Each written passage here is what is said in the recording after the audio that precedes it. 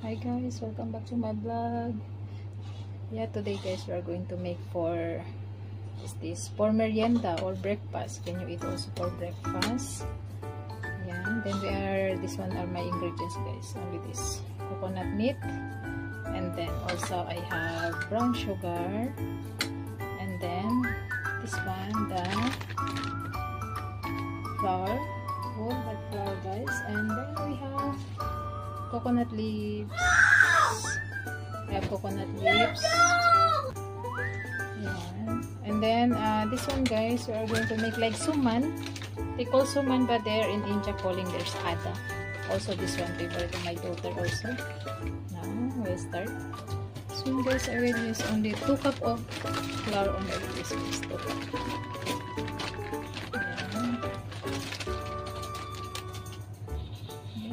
2 cups of flours, and then I will pinch of salt,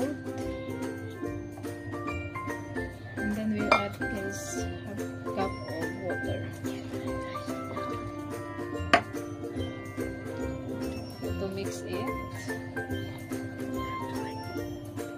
Guys, so the water I add only the half cup of water, but it's depend on you guys until the texture it will be like this. See?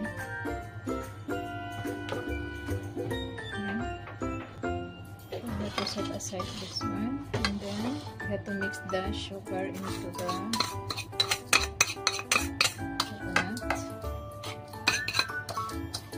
It will be the fillings guys on that. Okay, now it's mixed already. This one we are using.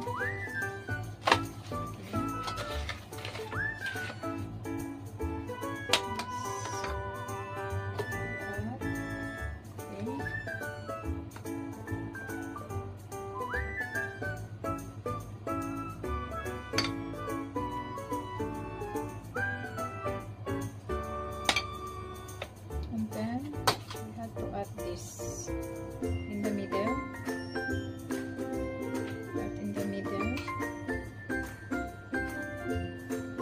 and then we have only like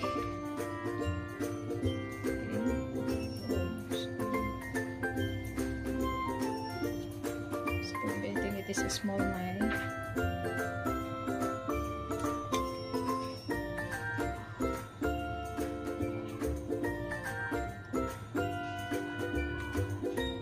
Like suman in the Philippines here, but it's so delicious guys, not too sweet.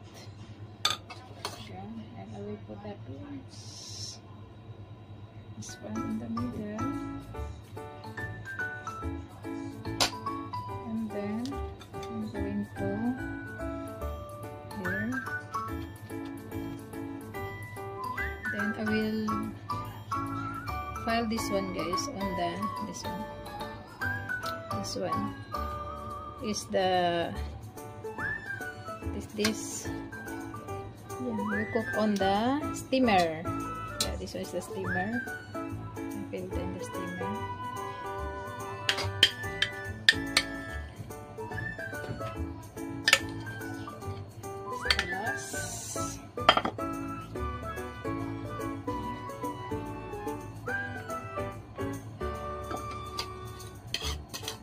Coconut in the middle with sugar.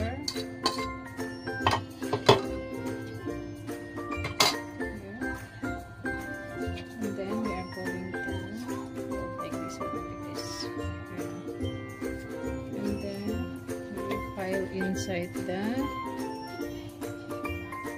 here. That's this one, my small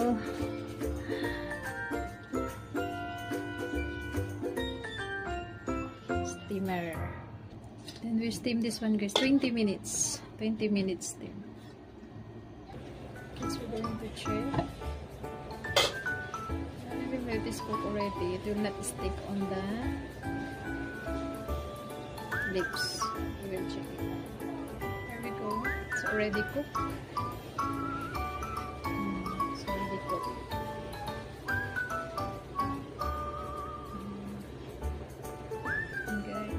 Thank you for your watching. Bye guys. Bye-bye.